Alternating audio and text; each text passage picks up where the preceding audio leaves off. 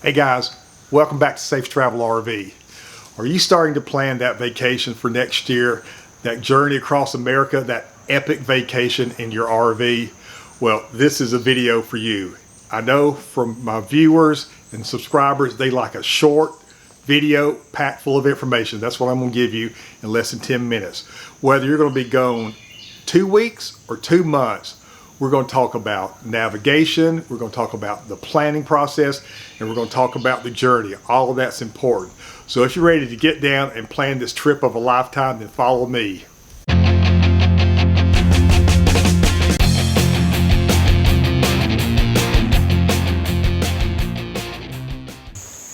Let's start right here in the driver's seat, talk about navigation.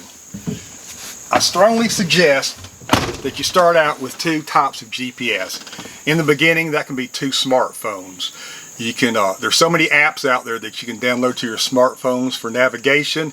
You can actually start with, as you see here, a Waze app.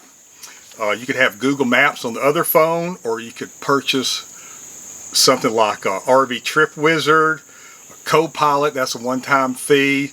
RV Life Pro, I believe, is a monthly subscription. But all those apps will use your GPS, and they also have features in them too for stops and points of interest and that type of thing. But just keep in mind, with a smartphone, one, it's got a very small antenna for GPS, so when you're using it for navigation, you need to keep it in the portrait mode, okay? It's always even better to keep it close to your windshield. And it's going to use a lot of battery life, so keep it plugged in. Plus, if you don't have an unlimited data plan, you're going to go through that data very quickly, okay? So just keep those things in mind. And also, if you lose that cell signal while you're traveling, it's going to solely depend on GPS for navigation.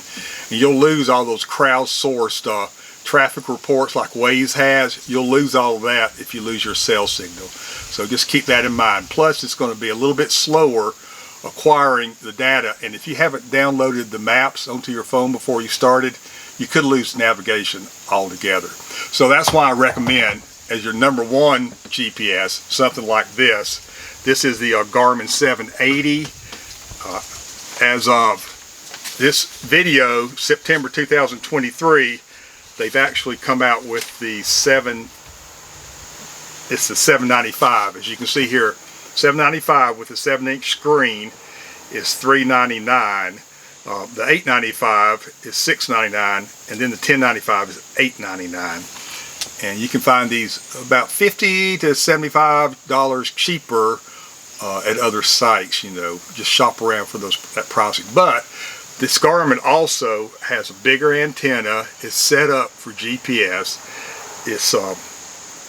It's got a big screen. It's got custom routing based on your RV size. It has different route views, alternate routes. Plus, when using their smartphone link, which of course has to have a cell connection, okay? It has to connect to a cellular tower. You can find camping, gas, food, and nearby attractions. So let's go back to the table and let's sit down. Let's talk about actually planning and navigating that trip using paper maps and setting up our reservations and our destinations. Planning that epic vacation.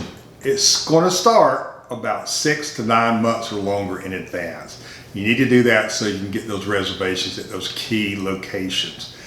So while you're doing that, you can get on to like Facebook and join some of these groups like RV Tips, Travel, you know, all those kind of groups that will help you plan your trip.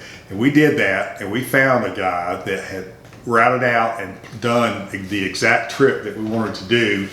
And believe it or not, he started from Georgia just like us. So it's kind of a Midwest trip. It hits a lot of state parks and a lot of national parks too.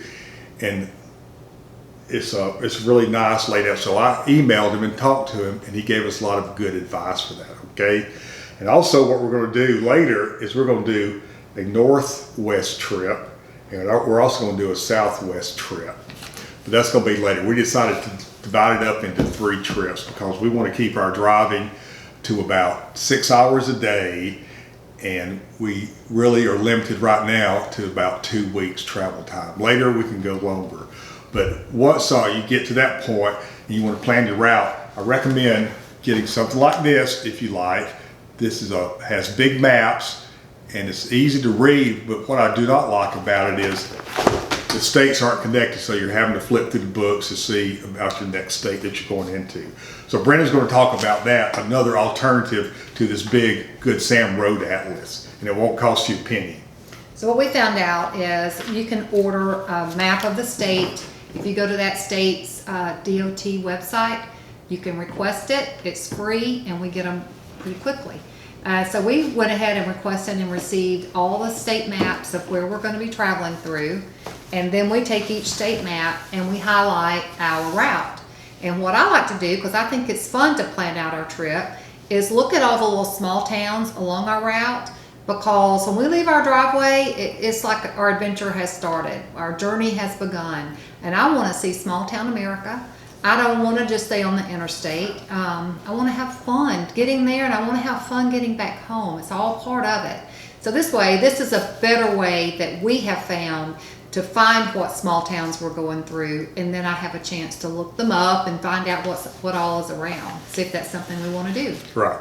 And since Yellowstone is our destination, Brenda found this book here. It's a Ranger's Guide to Visiting Yellowstone National Park.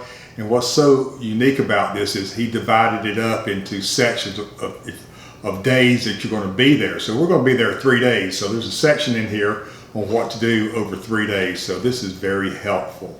Now, another tip on that book is he also tells you where to park if you're in an RV. Yes. And that's huge, because he'll tell you there's like this parking lot's too small at this site, but if you go down the road, quarter of a mile, there's a great place to park. And those are the tips we really wanted to know. And also, if at all possible, stay inside the park.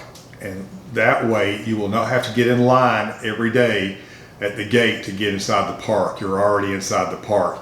You can get up bright early and you can hit the road and beat the crowds. So that's a big tip. And also remember, out there in that area, cell service is very spotty. So download your maps, or have your paper maps, or have a GPS specific navigator that is going to tell you where you are, where you want to go.